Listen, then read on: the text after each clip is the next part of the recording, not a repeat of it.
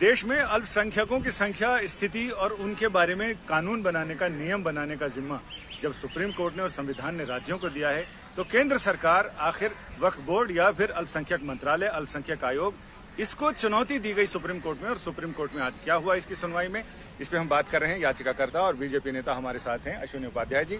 अश्विनी जी, आज आपकी याचिका में सुप्रीम कोर्ट ने क्या कहा? देखिए, मैंने कहा है कि जो 1995 में वक्फ एक्ट बनाया था कांग्रेस की सरकार ने, ये पूरी तरीके से संविधान के खिलाफ है। वक्फ बोर्ड में 7 मेंबर हैं, 7 के 7 मुस्लिम हैं। वक्फ बोर्ड में एक एमएलए है, वो भी मुस्लिम, एक एमपी है, वो भी मुस्लिम, टाउन प्लानर भी मुस्लिम, आईएएस अधिकारी भी मुस्लिम, स्कॉलर भी मुस्लिम और एक मुतवल्ली। तो 7 के 7 और एडवोकेट भी मुस्लिम। ऐसा पहली बार हुआ है भारत में जहां एक बोर्ड बना है, उस 7 के 7 सदस्य मुस्लिम, उनका वेतन भत्ता, गाड़ी बंगला सब जनता के टैक्स के पैसे से, और वो फैसला क्या करेंगे? केवल मुस्लिम्स के हित की बात करेंगे। और उसको इतनी शक्तियां दे दिया है कि जहां पे भी अपनी उंगली रख दें वो जमीन वक्फी हो जाएगी। अब उन्होंने किसी मंदिर के ऊपर उंगली रख दिया, बोले ये तो वक्फी है, तो मंदिर का पुजारी कोर्ट नहीं जा सकता, कोर्ट का दरवाजा बंद कर दिया है। अल्टीमेटली उसको बोर्ड के सामने पेश होकर अपनी सफाई पेश करनी है। इसलिए मैंने कहा है, ये जो अलग अलग कानून चल रहे हैं, हिंदू के लिए अलग, जैन के लिए अलग, बौद्ध के लिए अलग और मुस्लिम्स के लिए ऐसा कानून जो आज तक कभी बना ही नहीं था, जिसको इतनी असीमित शक्तियां दे दिया है कि वो कोर्ट से ऊपर हो चुका है, वो डीएम कलेक्टर से ऊपर हो चुका है, डिस्ट्रिक्ट जज से ऊपर हो चुका है वो बोर्ड। इसको खत्म करने की जरूरत है और भारत में एक यूनिफॉर्म कोड बने जो सबके धार्मिक मामलों का देखे। अभी हो क्या रहा है कि मान लीजिए एक मुस्लिम और एक जैन के बीच में कोई विवाद हो गया, या मुस्लिम सिख के बीच में विवाद हुआ, या मुस्लिम बौद्ध के बीच में विवाद हुआ, या मुस्लिम हिंदू के बीच में विवाद हुआ, तो जैन, सिख, हिंदू, बौद्ध ये लोग कोर्ट नहीं जा सकते, कोर्ट का दरवाजा बंद है। उनको जाना पड़ेगा उस बोर्ड के सामने जिसके 7 के 7 सदस्य मुस्लिम है।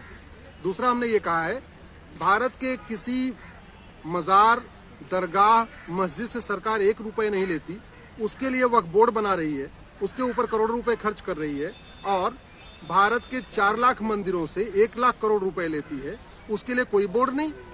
तो ये पूरी तरीके से संविधान की भावनाओं का उल्लंघन है। कानून होना चाहिए रिलीजन न्यूट्रल, जेंडर न्यूट्रल, सबके लिए एक कानून। इसमें सुप्रीम कोर्ट ने आज क्या कहा? आज सुप्रीम कोर्ट ने बोला है कि ये मैटर आप इसको हाई कोर्ट ले जा सकते हैं, तो हाई कोर्ट हम ले जाएंगे।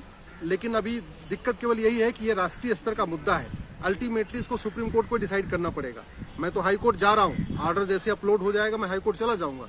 लेकिन चूंकि ये केवल किसी एक राज्य का विषय नहीं है, राष्ट्रीय विषय है, अल्टीमेटली इसका फैसला सुप्रीम कोर्ट को ही करना पड़ेगा।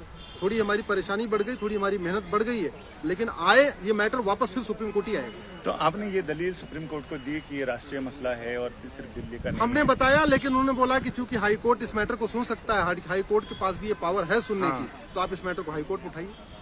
आपने एक और कानूनी मसले पे खच्चर फंसाया आज सुप्रीम कोर्ट में, वो मसला क्या है? नहीं, वो तुमने हेट स्पीच का रखा हुआ है। हमने कहा है कि भारत के किसी कानून में हेट स्पीच डिफाइन नहीं है, न इंडियन पिनल कोड में हेट स्पीच डिफाइन है, न किसी और कानून में डिफाइन है। इसके बावजूद हेट स्पीच के नाम पे दुनिया भर की बातें हो रही हैं, हेट स्पीच के नाम पे मुकदमे हो रहे हैं, लेकिन हेट स्पीच क्या है कहीं लिखा ही नहीं है।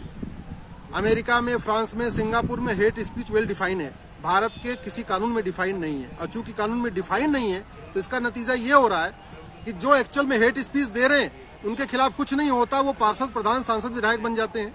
एक व्यक्ति कह रहा था 15 मिनट के लिए पुलिस हटा दो, उसका कुछ नहीं हुआ, वो विधायक बन के बैठा हुआ है। तो हेट स्पीच देने वाले बाकायदा सांसद, विधायक बन रहे हैं, और जो बेचारे निर्दोष हैं, जो हेट स्पीच नहीं देते, वो सामान्य सी बात करते हैं, उनको हेट स्पीच में फंसा दिया जाता है। चूंकि कानून है नहीं, हेट स्पीच डिफाइन नहीं है, तो बहुत सारे दोषी निर्दोष साबित हो जाते हैं, और बहुत सारे एक्चुअल में जो निर्दोष हैं वो 15 दिन, 20 दिन, महीने भर जेल में रहते हैं। इसलिए बंद करने के लिए जरूरी है हेट स्पीच डिफाइन हो। जैसे माइनॉरिटी को डिफाइन करना जरूरी है, ऐसे हेट स्पीच को डिफाइन करना जरूरी है।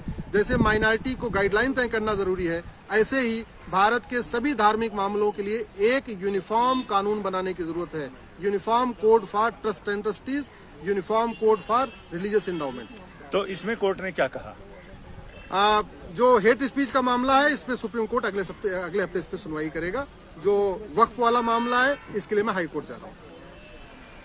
इस याचिका में, हेट स्पीच वाली में, अश्विनी उपाध्याय जी की भावनाएं भी जुड़ी हैं। पुरानी कहावत है, जाके पाँव न फटे बेवाई, सो क्या जाने पीर पर आई।